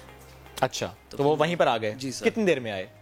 सर जब कॉल किया हम 2-4 मिनट में सारी बात वो आएंगे। चलो ये तो अच्छी बात है कि एटलीस्ट कॉल करने पे पुलिस फौरन पहुंच गई। अच्छा मुझे ये बताएं कि पुलिस का क्या रिस्पांस था, या अब वो क्या कह रहे हैं, क्या मौक़िफ़ रख रही है पुलिस? नहीं कुछ भी नहीं, मुझे वो 15 आई, उनके बाद बात हुई, उन्होंने बोला भाई आप हमारे साथ चलें थाने में। अच्छा।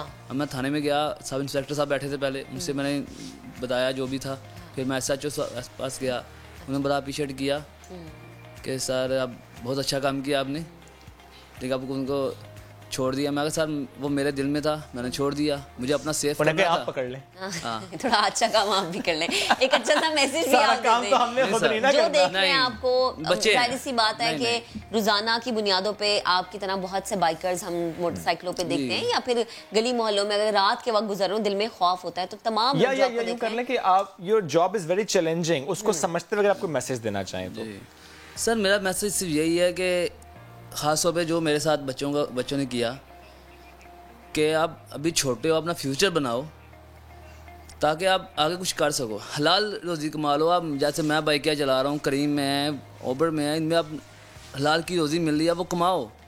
क्यों ये कर रहे हो आप लोग? हमें भी तंग करते हो, हम लोग भी पीछे चले जाते हैं 2 माह बाद, जो सेटिंग हमने बनाई होती है, जब ये काम होता है हमसे, हम तकरीबन 2 माह पीछे चले जाते हैं, क्योंकि 15,000 रुपये एकदम मोबाइल निकालना बहुत इशू हमारे लिए बहुत मसला होता है, क्योंकि हमारे ज़्यादा 30,000 सैलरी हो जाएगी हमारी महीने की, 30-35 बस।